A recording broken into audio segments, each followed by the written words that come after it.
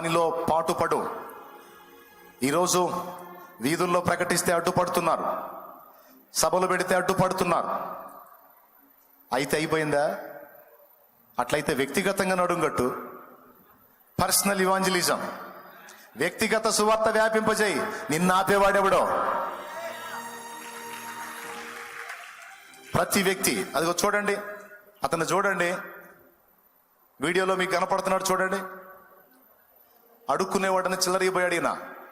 డబ్బులు వద్దు సార్, కాగితం తీసుకో. కాళ్ళు చేయి బెండ్ అయిపోయినాయి. ఎందుకండి? డబ్బుల కోసమా? జానుడు పొట్ట కోసమా? కాదు, నశించిపోతున్న ఆత్మల రక్షణ కోసం, పాడైపోతున్న జీవితాల బాగు కోసం, నిత్యము మండి అగ్నిగుండానికి వెళుతున్నటువంటి ఆత్మల రక్షణ కోసం. చూడు, తల ఒక పక్కకు బెండ్ అయిపోయింది, చెయ్యి బెండ్ అయిపోయింది, కాలు పనిచేయట్లా. ఆ స్థితిలో ఉన్నవాడు అంత కష్టపడుతుంటే అన్నీ బాగుండి మనం చేస్తుంది ఏమిటి? దేవుని కోసం మనం చేసిన త్యాగం ఏమిటి? ఆలోచించండి. ఎంత చేయాలి?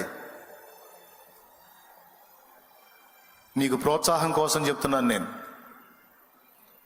భర్త దూరంగా ఉన్నాడు, పిల్లలు పెద్ద పెద్ద చదువులు చదువుతున్నారు, వాళ్ళకి చాలా ఖర్చు. నేనే బాధపడతా ఉన్నాను. దీనికి రెంట్ చాలా లక్షల్లో ఉంటుంది. ఎలా కడతాడు సాల్మన్ అన్న?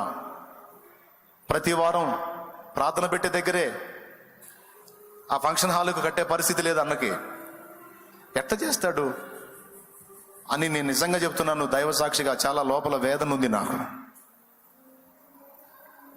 ఇందాక అన్న చెప్తున్నాడు, తన భర్త దూరంగా ఉన్నాడు, తనకు సపోర్ట్ చేయటం లేదు, పిల్లలు పెద్ద పెద్ద చదువులు చదువుతున్నారు, వాళ్ళకి చాలా డబ్బు అవసరం అవుతుంది. ఆ తల్లి ఏం చేసిందో తెలుసు? ఆ పిల్లల సొమ్ము తీసుకొచ్చి గోల్డ్ తాకట్టు పెట్టి దీనికి కావాల్సిన రెంట్ అంతా కట్టి వెళ్ళింది.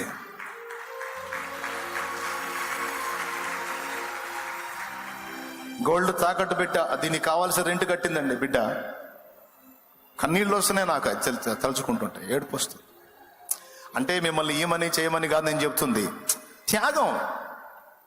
నా హృదయమే ఇంత అల్లాడిపోయిందంటే నా తండ్రి ఎంత సంతోషపడి ఉంటాడు,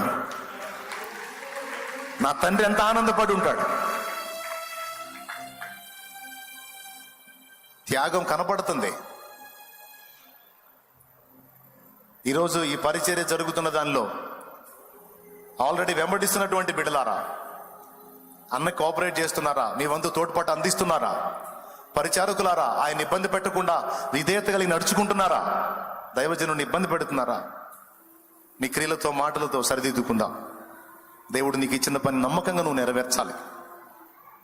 బిడ్డలారా, నీకున్న దానిలో జరుగుతున్న పనికి నీ వంతు తోడ్పాటు అందించాలి. సువార్త ప్రకటించబడుతుంది, ఆత్మలు రక్షించబడుతున్నాయి, అందులో నా వంతు సాయం. నీ సమయాన్ని వెచ్చించిన, ఆ టాలెంట్ని వెచ్చించిన, ఆ జ్ఞానాన్ని వెచ్చించిన, ఆ ధనాన్ని వెచ్చించిన, అది మొత్తం అక్కడ రాయబడుతుంది దేవుని గ్రంథంలో. పరిశుద్ధ గ్రంథంలో అనేక చోట్ల ఉంది. కానీ దేవుని కోసం పాటుపడకుండా ఉండొద్దు.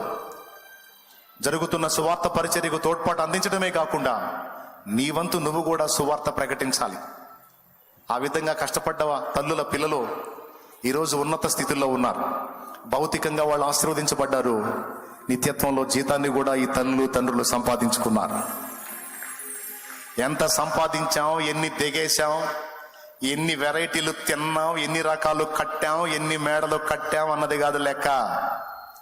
ఇక్కడ ఎన్ని త్యాగాలు చేశాం, అక్కడ ఎంత సాధించాం, ఎంత సంపాదించాం అన్నది లెక్క.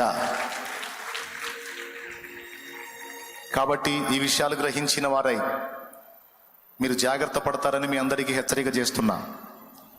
రక్షణ ఉచితమా, ప్రయాస ఫలమా? అందరు చెప్పాలి నోరు తెరిచి. రక్షణ దేవుని దానమా, లేకపోతే మన ప్రయాస ఫలమా? అందరూ చెప్పండి.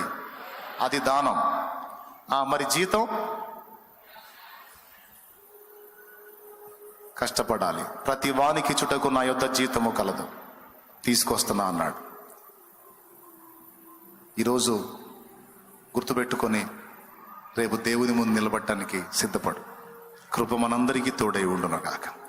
అసలు ఇంకా రక్షణే పొందకపోతే ఈరోజే ఛాన్స్ ఉంటే ఇప్పుడే